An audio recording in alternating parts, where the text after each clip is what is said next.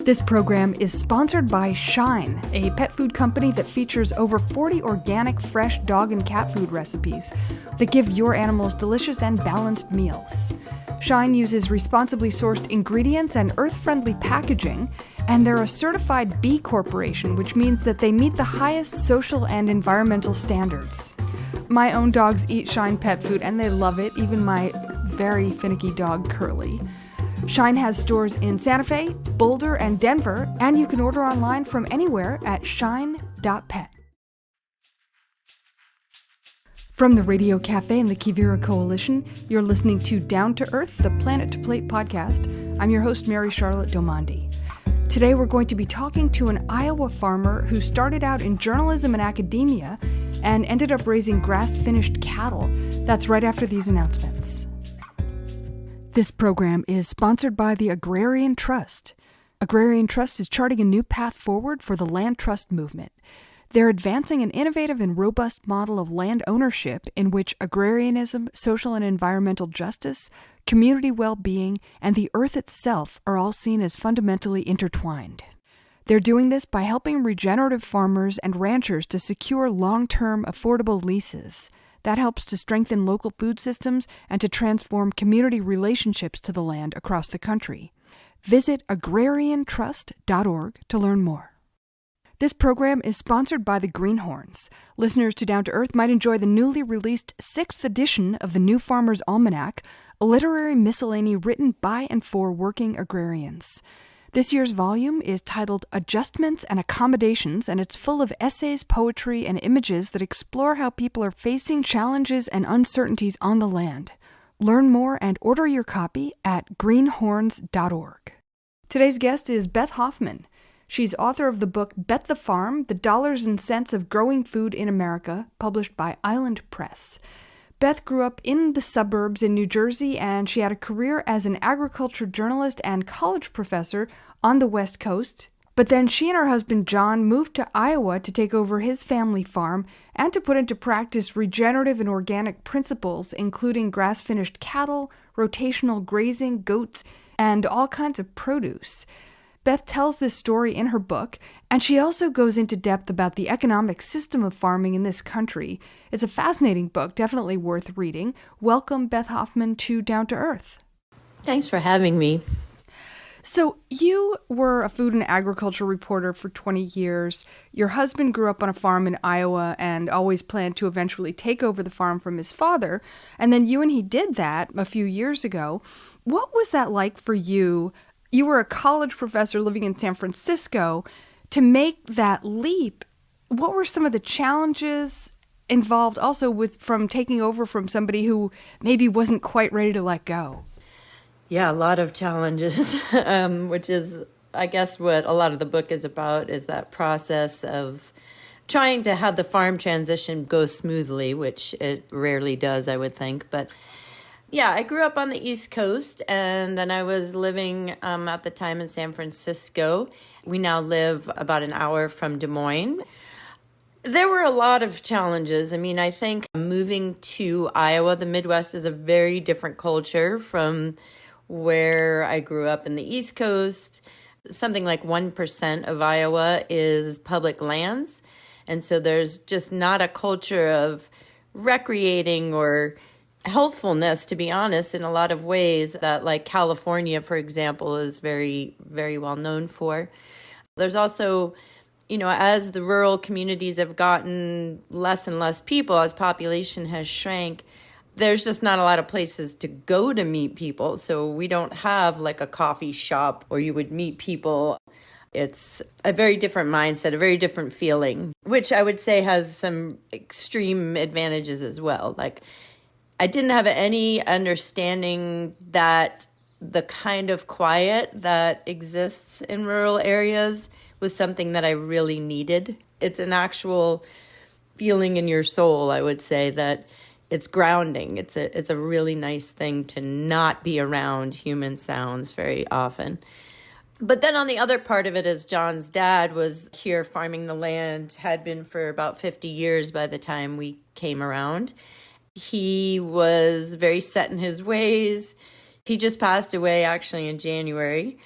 he was an obstinate kind of man. He was going to do what he was going to do, and he's going to do it when he wanted to do it. And us coming in and trying to do what we wanted to do was a very tenuous kind of a situation. What did you want to do? This land had been row cropped with corn and soybeans for many years, generations. John's grandfather did that as well. There were also cattle on this land that Leroy was running, and they had had hogs. They had had one of the first hog confinement units in the state of Iowa.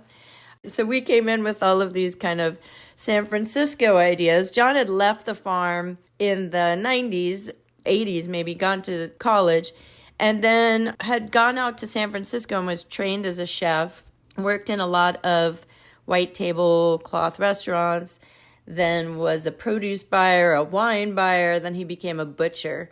So he had a lot of food knowledge about trends and how things had changed. He had been in San Francisco really through the changes in food that have made the city famous for food. So he had seen the organic movement happen. He had lived through trying to diversify our diets. And he saw the potential of that. Iowa is, well, I would say in the cities, that's something that's happening. But rural Iowa, there's very few restaurants with fresh food. Let's just put it that way. So we really wanted to not farm commodities. We wanted to not be part of the corn and soybeans game. But we purchased the cattle from Leroy, John's dad, and we decided that that was really what we were going to do, is grass-finished beef on this land, so they never have any corn in their diet or soybeans. And we also now have goats, and we have a very large garden that is being sold more and more as part of the farm produce. We also talked a lot about organics at the time. We have not actually gotten certified for organics. So that was the discussion with John's dad. Here's this, staunch corn, beans, cattle guy. Had seen a lot of tough times as a farmer. And here we were, or I was in particular, a city girl, didn't know anything about anything. And I'm talking about organics, how we're going to do organics on the farm. And yeah, it made for a lot of tension and some good storytelling in the end. A good book came out of it, I hope. Well, and it's so interesting because you talk about not only the farm that you and your husband, I don't want to say inherited because it wasn't an inheritance process. It was a real financial taking over process. But you talk about the process of bringing that whole new mindset and not wanting to do, feed for livestock, which is kind of the corn and soy game, but really doing, as you say, this grass-fed, grass-finished beef. And that has its own economics. I mean, on the one hand, it's better for the environment, it's better for the animals, the meat is better for people, but there are some real challenges, both economically and in terms of production, that might not be visible to the general public. Talk about that. Yeah, I mean, this was really one of the reasons why I wrote the book, is that after 25 years of reporting on food and agriculture, I was shocked when we sat down to really do the books about what we were going to make. I was shocked at how little we were going to make. And even in the long term, not just the startup costs were expensive, but the costs are expensive, period, and getting more expensive. When people are purchasing at things like Whole Foods, the old Whole Foods, let's say, there's this idea that there's a premium, I raised this thing and people want it, so now I can tack on this extra money and make more out of it. But it actually is, the costs of raising it are much higher when you're buying something that's organic. It's not just they upped the price because they can. So I guess it's just also that the economics are set up that if you want to grow corn and soybeans, they kind of go together out here, or other commodities in other states, they are very well-oiled machines. It's easy to buy the seed. It's easy to buy the sprays that go with the seed. It's easy to find somebody to apply all of that. There's combine operators that are around to harvest if you wanted that. There's a setup system where you just harvest, you put it in a truck and it drives away and you get a check. That's not the economic system for people who are doing something different from that system. When you're not part of that system, you have to then do all the parts of the system yourself and figure out all of those different kinds of parts. So where are you going to get the seeds for those organic carrots, for example? How can you manage the pests here? What kind of environment do you have on your farm? I mean, the list goes on and on and on. Labor being one of the enormous costs that people don't think about. But if you are not applying a pesticide or herbicide to your crop, somebody's got to then go out and pick the weeds. So there's a lot of costs to it that are, I thought, surprising. And it was one of those things, that kind of light bulb, as a journalist, you're learning about stories and you think, oh, that's interesting. This is interesting. And there just kind of kept being over and over these moments where I thought, wow, I didn't know that. Like, if I don't know that after 20 years, people probably don't know that in the general public. And I also just felt like there hadn't been a book that was really fair to farmers. People who are growing corn and beans are not doing it because they are minions of big business and they are brainwashed and uneducated and out to destroy the environment. That's not what's happening. They're doing it because it makes economic sense. They can have guarantees that what they put in the ground is going to come up. I mean, if you look out, my garden is a mess all the time, right? There's like half-eaten things by bugs. There's weeds. You look out at my neighbor's corn rows, and every single one is coming up. Every single one looks pretty healthy. And it actually is quite astounding. So there's really reasons why people do it. It's much, much, much, much easier to just put corn in the ground and be done with it, harvest it, get your checks from the government if it didn't work out, and that's it. Except the elephant in the room, which is it's not long-term sustainable. Yeah, I mean, I wouldn't say that in all cases it's not sustainable. I would say at the levels at which we are doing this, the amount of it is not sustainable. Like, you can't forever increase yields and have everybody doing that and more and more and more and more corn with nowhere to sell it. The price of corn went up in the past year, and now it's already coming back down. The trade situation is not working out in our favor. There's cheaper places to get corn. If you think about, like, you're taking some of the most expensive land in the world and growing one of the cheapest commodities on it and trying to make that equation work. So that part economically isn't feasible. And I would say that, yes, we cannot spray as much spray as we're spraying. That part is unsustainable. But if there were much less people doing it, you could make that work. So I don't think it's like in every case, spraying glyphosate, for example, which is Roundup.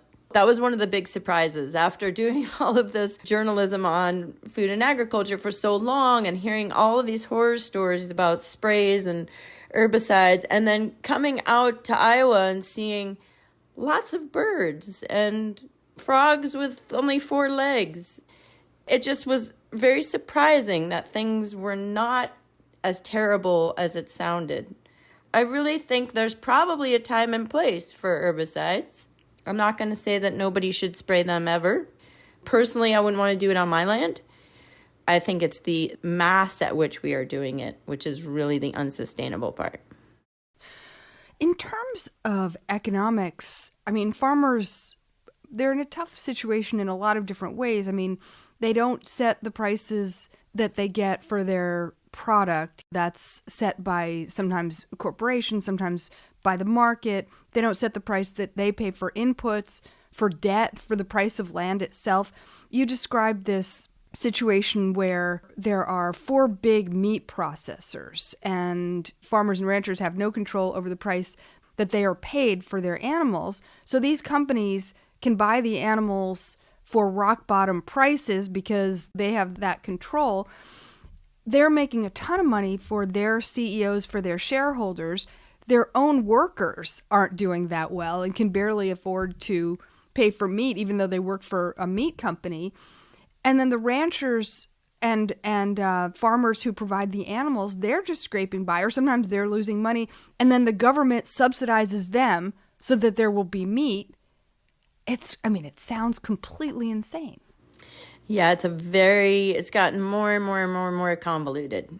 If you look at any kind of legislation and you're trying to make changes, let's say education or healthcare, right? Sometimes laws get layered on top of each other and twisted around, and we're going to do this, we'll improve that, and then that doesn't work, and we'll do this other thing. And that's kind of what's happened in agriculture.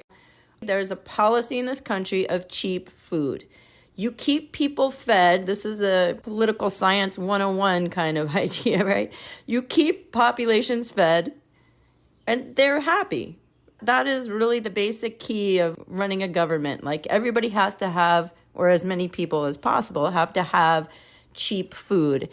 And that is what we have decided to do in this country. So in addition to it, you have to think about how we have not in this country had a famine, had a really detrimental situation with food where millions of people go hungry, like in many places around the world. I mean, even Europe can remember a time, there's people alive who can remember a time when that happened.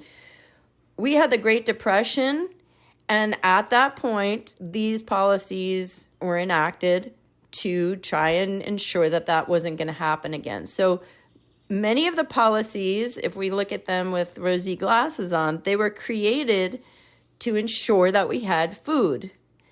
And that farmers, if you have a bad year, you don't lose everything. You don't lose the farm. In the 80s, arguably, that was the situation. And again, like in the past decade, it's become a very large problem of foreclosing on farms. But that's where the policy is supposed to help out. It's supposed to ensure that farmers can farm. What's happened is that it's ended up contributing to the production of certain kinds of foods over others. So because this is set up that it's easy and insurable to grow corn, that's what people grow. It doesn't matter, like right now, I mean, it just rained here, but we've been in pretty much a drought. It doesn't matter. Like, everyone's going to grow corn because that's what you're doing this year. That's what the government, the USDA office has it on their books. You're growing corn, you're growing beans. If you have government programs, that's listed out in the order you're supposed to do it. And then it's a little bit more complicated. Like, it's not just if I grow corn, I can walk in and say, well, it didn't work out, give me a check. It's a lot more convoluted than that again. But at the end of the day, I can have subsidized insurance, and I can have some insurances that I'm going to get paid a minimum price. That's not the same for grass-finished beef. That's not a thing. Although there are things that help us. Last year, because it was a drought, there was drought assistance. So there's things that come in to help, but you just don't have the same assurances.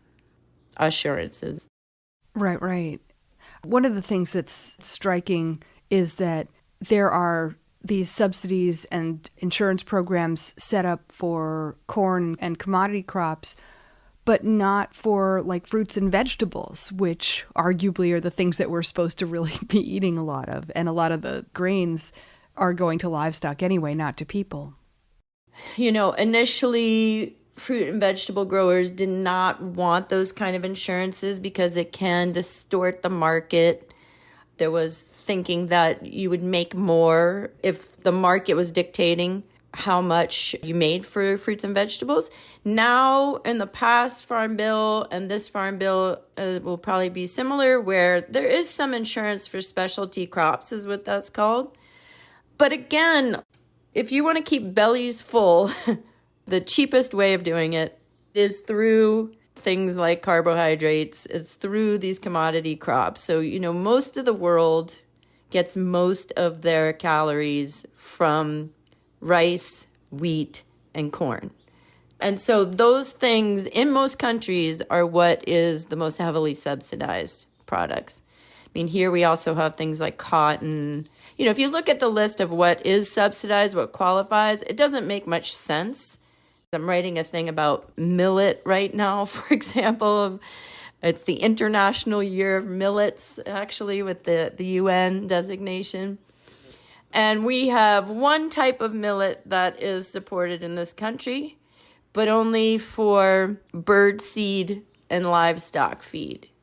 So, there becomes really these small windows of what's covered, what's not covered, and it's all this big political game during the Farm Bill. But there are people advocating for fruits and vegetables, and you can get some insurance for it. Whether a lot of smaller producers engage in those kind of programs, it's much more rare. Like 90% of the insurance products are given to the commodity crops. One of the many things that was striking about your book was that the economics for farmers, farmers get 8 cents on the dollar of food sold. Yeah, and that's taking into account the inputs. So I actually just checked that with the USDA not long ago. Farmers are, if you look at like the food dollar, it looks like 16 cents, but half of that goes back out the door for fertilizer and herbicides and seed and what's known as inputs. Right. And even big farms with the highest yields are getting a lot of subsidies, which means, as you point out, that even the biggest, highest yielding farms, what does that mean? That they can't operate without subsidies? Yeah, it does mean that. Because, again, if you think about it at any scale, you just can't be in the position in farming where you're putting into the ground something that you have absolutely no guarantees about. Subsidies are created, like I was saying, to ensure that farms just don't go under when you lose everything. If you have a drought, if you have hail, there's so many variables. If China goes to Brazil for corn like they are this year, there's got to be some kind of insurance. So yes, farms, very large farms cannot function without those insurances. I met a young woman who is taking over her family's very, very large ranch in South Dakota. And she said, people think that we're making a ton in subsidies, but as soon as that check arrives, it is right back out the door. That money is, the cash flow problems of farming too, because if you think about it, you're borrowing all this money up front, and you're not going to get paid. You don't even have a product for 9 months, 4 months, however long it is. Then you've got to sell it. If you're waiting to a good time of the year when everybody else doesn't have the same product, like your corn is ready in, say, September, October, but you want to wait until March, you're waiting almost a year to get paid back to pay off the debt. So that's what she was saying. They are always cash short. So you still have this situation where farmers are making 8 cents on the dollar, 16, but 8 of it goes into inputs. Okay, who's making the other 84%? Yeah, this is, it's fascinating, especially in the last few years, right? Everyone's like, food inflation, and my eggs are costing $5, and this is crazy. Where's that money going? And you look at the reports of the companies that are selling you this food, and they have literally, many of them, doubled their profits over the last 3 years. CEOs are making millions of dollars more. They are not taking the brunt of this inflationary problem. They are not the ones who are suffering because the food is, our costs got so high, now we have to really cut back in order to continue to supply the American public, the world public with food. That's not a thing that's happening. because the demand is still very high, people will pay $5 for a dozen eggs, and they know it. And that's where the money is going, into their pockets. So this is one of the biggest arguments I like to make, because no matter what you propose in agriculture, the discussion always turns to, well, that will make food more expensive. Somebody just wrote this to me on my blog, that I wrote about Proposition 12 in California, where voters voted many years ago that sows need to have more space when they are having piglets, among other animals that are included in that. I think it's chickens and veal, perhaps. I'm not sure. But the argument was, oh, this is going to make food too expensive. And we're talking about 4 square feet. Like, we're not talking about a huge difference in what the sows used to have and what they're supposed to have now. This case went all the way to the Supreme Court. The pork producers fought it, and the state of Iowa was involved, and the Biden administration was against Prop 12, and they were all complaining that this is going to really impact farmers in a different state, in the state of Iowa, who are supplying all this pork. And it's going to make pork outrageously expensive in California. And the Supreme Court actually decided that no, people in California can decide for themselves what they want to have in the marketplace. They know how expensive it's going to be, and they've decided that anyway. That is always the argument. If we do that, it's going to make food too expensive. And I think that people really need to think a lot about where the money is going when they go to the supermarket. If the money is not going to farmers, where is it going? And it is exactly going to Tyson, to Smithfield, to JBS, to Cargill, the company nobody knows exists in this country. Nobody's heard of Cargill, one of the most powerful companies in the whole world. They are the ones who are making the money. And people deserve to have food that they can afford. And it is possible, if companies aren't taking home twice the profits that they did the year before. That's just insane. What do you feel would be a better system, like a more just system to address both the excessive profits that food companies are making and the insufficient profits that farmers and farm workers are making? That's a really good question. And I, unfortunately, have thought a lot about it, and I'm not sure that there are any real silver bullets to present. There's not really something we can do, which I think upsets people. Like, we all just want something to do and it's going to fix things, right? But in all of these systems that are not functioning for most people, education, healthcare, food, they are really complex problems. And I think that there's got to be such an approach of really starting to turn our resources toward these better systems, but ideals of better systems, right? For example, here, we already have a system with the USDA where we have an office in every single county. We have extension offices from Iowa State. These could be places where farmers could actually learn more about alternatives. Because if you look at a place like Iowa, we have some of the most fertile land in the world. We have, generally speaking, enough water to adequately have crops. We are not having constant fires and groundwater issues and all of that. As we get into a situation where the climate is changing, these extreme events are happening more and more, California is not going to be the place where we can ensure 90% of our fruits and vegetables are grown. This is an opportunity for a place like Iowa.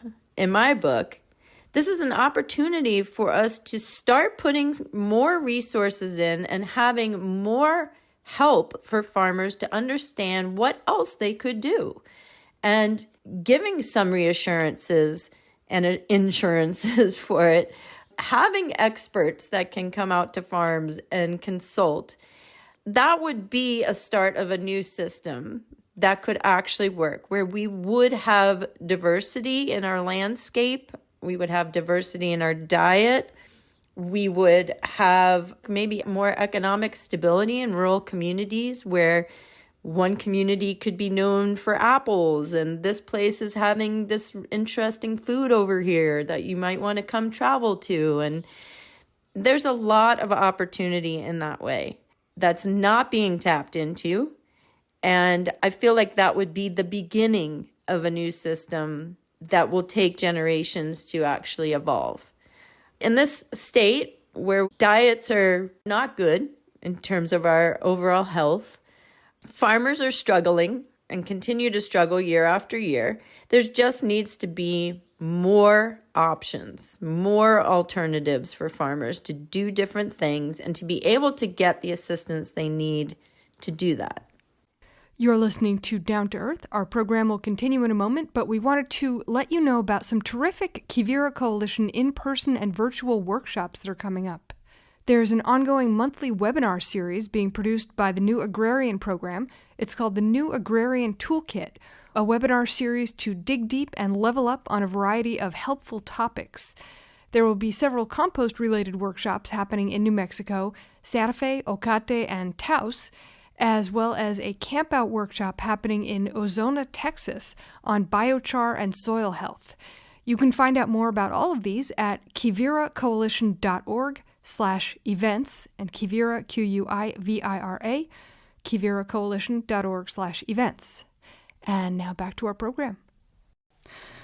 One of the things that's so interesting that you write about is the two myths that we have in America about farming, and one of them is, you call it the agrarian tale, and the other is bigger is better. Talk about those two. What are they about? How do they affect the way we farm and the way we see ourselves in the U.S.? So the bigger is better myth, a lot of people are familiar with this, where you need to get bigger. That's the solution to farming, is scale. So no matter what you grow, you got to grow more of it and on more land in order to get to a place where you're going to have profits. As in all myths, some part of it is true, right? If I have higher yields on the same amount of land, that seems like a no-brainer. I can make more money that way. But the problem with it is that it's led to overproduction. If all we're doing is like everybody's got to yield more, because that's the focus with something like corn, then what ends up happening is that you run out of markets. You have way too much supply for the demand. And this means that prices are constantly dropping, which, if you are a Cargill that's purchasing raw material, raw corn, let's say, then that's great because the price is always going to be kept low. But if you're the farmer who's growing, trying to push 200, 210 bushels per acre, you're ending up making less and less. So that's part of the problem with the bigger is better myth. The other problem with it is that by definition, if I'm getting bigger, you, my neighbor next door, are getting smaller. There can't be all of us getting bigger at the same time. So by definition, that theory ends up having less and less and less people in rural America. So basically, bigger means swallowing up the farm next door. Yeah, exactly. I have to get bigger onto your land. The other myth, the agrarian tale, this is something that you see for as long as this country's been. Thomas Jefferson wrote about how farmers are basically the best citizens, right? They're like the most virtuous, the most hardworking. They're great in a democracy, farmers. That was the kind of the start of that myth. But today you can see this on Instagram, right? All of the cute farms and all of the happy families walking, holding hands in the field, and they're having a wonderful time. And we've got to get our hands in the dirt, and it's going to be great. But for those of us who are in the sustainable food world, this myth has also evolved to be that we are the keepers of the land, the stewards. We are stewarding the land. We are solving the problems of climate change. We're going to solve climate change on farms. We also need to nourish our communities. We need to have people pay very little for very nutritious food so that everybody can afford it. There is no other job I can think of that is supposed to basically save humanity. We're supposed to save the world, save the planet, feed everybody. Everyone's nutritiously fed and healthy now. That's a lot to shoulder as somebody who is trying to make a living on your land, doing the best you can. And what ends up happening is that people feel such a responsibility to keeping prices low that they put themselves out of business. There's been studies about this. This is not just my theory, but there's actual studies where farms, you work yourself out of working. You get completely burned out. And I see this all the time, even on some listservs we're on, where people are just like offering food for really cheap. We're selling beef at $3 a pound for grass-finished beef. We just love farming and we do it as a hobby. And what that's doing is driving everybody else's prices down because they think everybody should now be farming at this rate. And it's an injustice really to everybody else who's trying to do their best to actually, as a farmer, put food on your own table. So that's really the biggest problem with the agrarian tale is it becomes this ideal people are striving towards that they kind of never can get to. And they end up feeling like a failure. They end up being burned out. They leave farming. And as you write, it was never even true in Jefferson's time. And the little house on the prairie, that stuff wasn't true either. I mean, it really is mythology. It really is mythology. Yeah, there's a great book called Prairie Fires about Laura Ingalls Wilder and what her life was really like. And it's astounding what they went through. I mean, they were just like wiped out year after year by locust plagues and I mean, just like crazy stuff. And none of that came through in the show. A lot of it doesn't even come through in the books, but her family was destitute most of their lives, like really, really, really struggling. Yeah, and Thomas Jefferson had slaves. Like, hello, this is who was running the farm. Was not these like virtuous farmers. It was people who owned slaves who were doing the actual work. So the food system that we have today, if you think about most of the companies that are involved, Nestle, Kraft, Coca-Cola, a lot of these companies started in the late 1800s, early 1900s, when there were empires, when the whole game was about cheap land and cheap or free labor, and that is still the case today. The company's Hershey's. It's the same model of trying to make things in the least expensive place on earth with the cheapest possible labor. In the case of chocolate, slaves still. It's a model that people have to wake up to. If you don't think about food in that way, what I advocate for is just even picking one thing that you're going to learn about and buy it from somebody that's doing it right. Just start there. You don't have to worry about every single thing in your house and every single piece of food because you'll drive yourself insane. There's so much greenwashing that you wouldn't actually be able to know what's what. But if you care about it, meat is a really great place to just find a farmer and purchase from them nearby. And you could probably do that in any state in this country. You might pay slightly more for it. In our case, you actually are not paying much more for it. If you buy a quarter beef, let's say, it's cheaper overall than you would for all of that meat at the grocery store. But that's how you could make a small impact on this. What do you think are the new sort of storylines to replace these myths, the agrarian myth and the bigger is better? Well, the bigger is better is a hard one because farmers themselves, commodity farmers, are convinced that this is the way forward.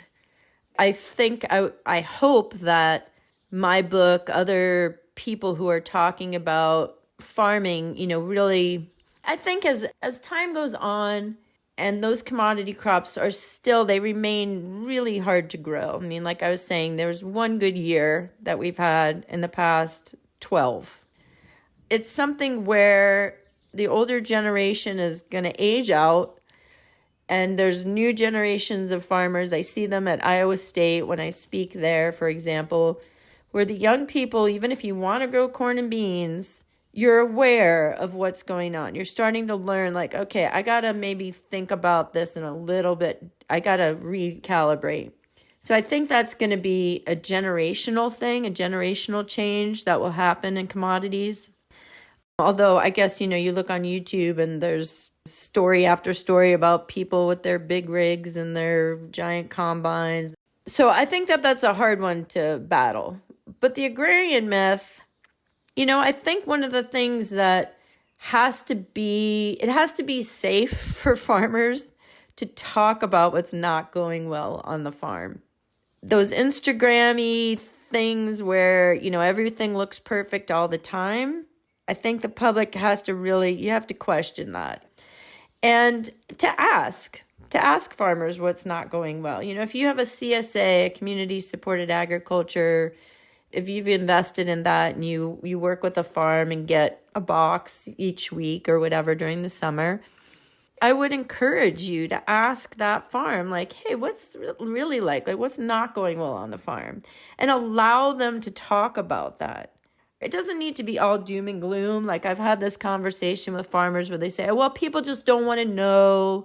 They just want to know all the good things that are happening on the farm. And I think that the storyline of saying things like, oh, it's really dry and we're struggling with water this year, it's not just whining. You can talk about the larger picture in that storytelling. You can tell people what's the significance of that if you don't have that much water, and talk about the bigger picture. Well, over the next several years, this might be a problem. This means that people, for example, might put in irrigation in Iowa, which might then impact groundwater. So you have the ability to use all storytelling, I think, to talk about something larger than yourself. It doesn't have to be a woe is me kind of a situation where all you're doing is whining. So I think that's what changes storylines, is people telling the truth, people being vulnerable and revealing to consumers what's really going on the farm. I mean, I think one of the things that really stood out in your book was the importance of relationship building, and a lot of different kinds of relationship building, including farmers talking to each other, farmers and non-farmers talking to each other, the mentoring that farmers really need. I mean, it's like there's all these programs, and you can go to USDA or NRCS and they'll give you forms to fill out and all of that. But what you were really hoping for as a beginning farmer was somebody to work with one-on-one to walk you through some of the difficulties, because there's just so many different decisions to be made, and it feels like it's overwhelming. Yeah, there's no doubt about that, and I'm glad you brought that up, because a lot of people think about, in the general public, there's been this push about know your farmer, and I think people want to know their farmer, and even people who shop at farmers markets. The problem is that's not always the farmer. A lot of time at the farmer's market, it's a paid labor person because the farmer's out farming or doing something else. So it's hard to access sometimes. But I think that, yes, it's a very important part is farmer to farmer relationships. And in Iowa, we have the amazing luck of having the Practical Farmers of Iowa, which is a farmer to farmer group that's growing by leaps and bounds. I mean, there's even people who just aspire to be farmers or support farmers, or there's all sorts of people involved in that network now. But it's really, honestly, where you can turn to the group. You can have that hive mind where people can give you information and their experiences and share what works. We had this terrible situation last fall where we fall calve, and out of our first 7 calves, we lost 6 of them. We had stillborns and breech births, and it was a total nightmare. And we wrote to the Practical Farmers of Iowa listserv and just said, is anybody else having this? Like, what's happening? Any advice at all? And the outpouring of support, even from people who said, I don't raise cattle, I don't know, but I am thinking about you right now because I can only imagine how terrible that is. It felt so supportive. It felt like community, where you are in a rural area. There's nobody around, very few people around.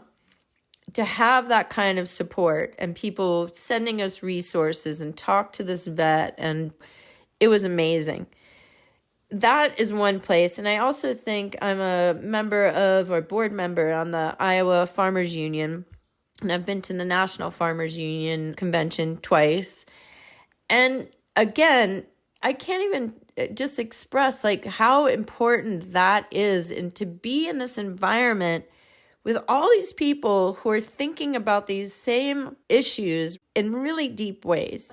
People really want to know and really want to impact policy, because that's where the Farmers Union comes in, is that it's politically active. We are advocating for particular things, not just like sharing with each other, but actually doing the political work that needs to happen behind all of this. And at the national level, when you're at the convention, it's the most democratic thing I've ever seen, where you have basically the policy book opens for the year and people battle out what's going to be policy for the Farmers Union. The conversations that ensue are so inspiring because you can hear about the same issue from all over the country and how different people are dealing. Like, there was a whole discussion about solar and having net metering on farms and having the Farmers Union have that part of the policy. The most fascinating conversation ensued about rural cooperatives, electric cooperatives, and how they work and how solar would work, and people being for it and against it. Yeah, so I would say the relationships through these kind of formalized networks are really crucial to making change. And especially if we want things like on a national level and we want advocating for different things on a political and policy side, there has to be groups that are very solidly active in a national and on state level. Beth, is there anything that you want to add before we wrap up? I guess the part that I just really want to emphasize is that the commodity farmers over time, I think, have really felt like they've been a bit vilified, and that people think that the way that they do things is just horrible for animals, it's horrible for the land. Now, I would say a lot of it where you have these externalities where the waters suffered as a result, and there's been too much spraying and too much water use and all these things. That's a reality, but individual farmers, I think, are much more open to not necessarily like quick changes and doing everything differently, but I think that things are gaining a little bit of momentum. Like, people can't do those things forever. You can't continue to just grow the same things and hope for the government to have your back all the time. I think the food system is a place where we really have to look at and think about what we're supporting and how, and its real impacts. And I think that's happening more and more. Do you feel like regeneration, like regenerative agriculture and really more ecosystem-based agriculture is part of that process? I think for a long time when I was doing reporting and I'd go on farms and I'd see all these environmental wonderful things that are happening on this farm, and I do this thing sustainably and that thing. And I kept coming away and thinking to myself, well, if it's so great, really, why isn't everybody doing it? And there are reasons why everyone isn't doing it. For one, the amount of labor to do rotational grazing is much more than most people are willing to put in. To move cattle, move goats every day is hours worth of work every day. So I think that we have to come up with ways to help people do that with less labor. There's something called no fence, for example, which is like collars on animals that you don't have to actually put up the fence and take down the fence. It's all done electronically via the internet. We don't have internet that will support that because we have terrible Wi-Fi out here. But those are things that can be really time-saving and labor-saving and make that something that more people would do. So yes, I think there's much more interest in it overall. When I'm at places like Iowa State, even young people who are interested in growing corn, they are hearing about cover crops all the time. Like, okay, we have to make some changes there. Where the line is drawn and how we're using the term regenerative and what qualifies as regenerative and what qualifies as just something that everyone should be doing, those are kind of two different things, perhaps. But yes, I think there's definitely more momentum. I think more people know the term. Everybody's talking about it. That would indicate that there's more attention. We did a show a while back with somebody from, I believe, from Iowa State who was talking about prairie strips and regenerating prairie grasses. Is that something that you're doing on your land? Prairie strips are a thing. I had a lot of reservations about it because if you think about, okay, I'm going to do all this and I'm going to do all this commodity cropping and I'm going to stick this little prairie in the middle of it and say that I'm doing regenerative agriculture, that feels a little bit ridiculous. So I was skeptical, but, it is a great first step. It's not like, everybody should stop with strips of prairie. We need actual fields of prairie. Is that something that you're working toward? Yes, we are trying to do that. So we have a few sections of land that are in USDA programs for prairie, for butterfly habitat. But, the mixes of what you need for forage in order to graze on prairie is a little bit different. So that land is kind of a separate thing. And we do graze on it, but just very, very quickly to basically control grasses that you don't want. So you have them go on at times when things are not seeding or the prairie plants are very small. So yes, the answer is yes. We are growing prairie and have a focus on native plants, and we've planted hundreds of trees, native trees, trying to get rid of a lot of invasive trees. And that's where the goats come in. The goats are amazing at destroying the invasive species that are in the forest in particular. They don't much like open grasslands. They are browsers. They eat up. They don't graze, which is eating down. So they like to get on top of the trees and eat honeysuckle, which is an invasive here, and multiflora rose are the two ones that they love to eat and we love to get rid of. And what could be better than like growing meat out of invasive species you don't want? What are you happiest about the years that you've been on your farm so far, and what are your hopes for the farm? Well, that's a good question. It's good to reflect.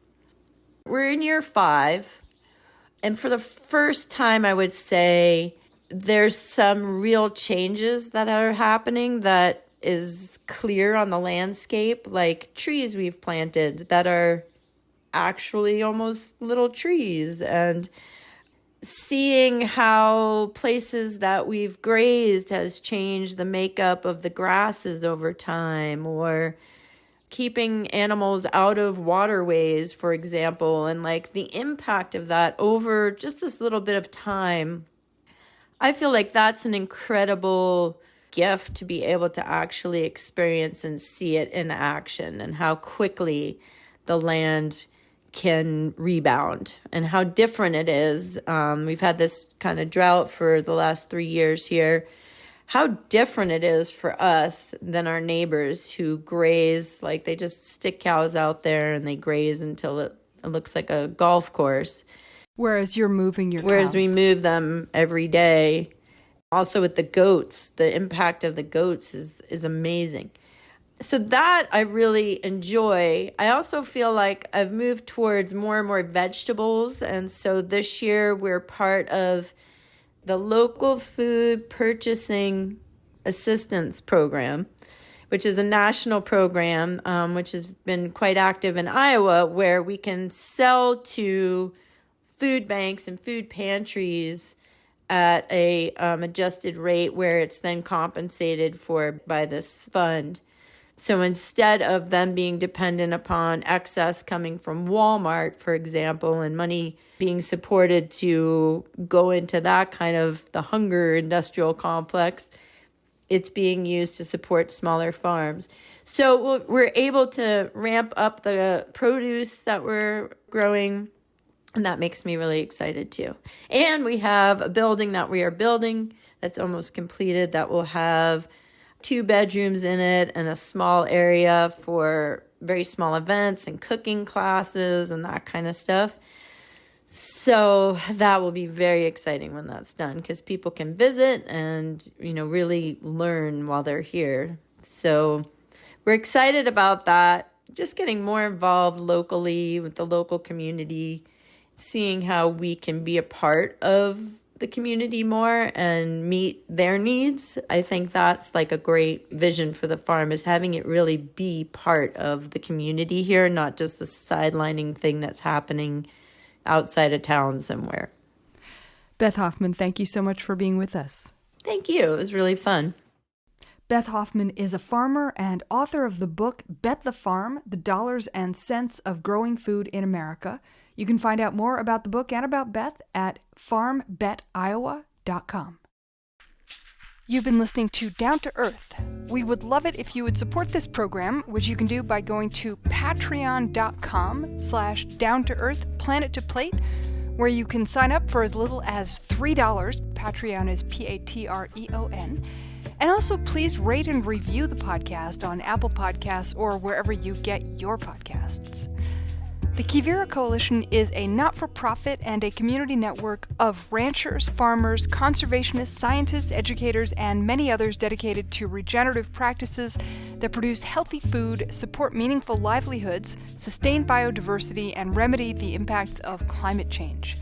To learn more about Quivira and how you can support their work, visit quiviracoalition.org, Quivira. And finally, this show is a production with the Radio Cafe. You can check out radiocafe.org to hear back episodes of this show and also find all kinds of other shows on a wide variety of topics as well. Thanks for listening, and we'll see you next time.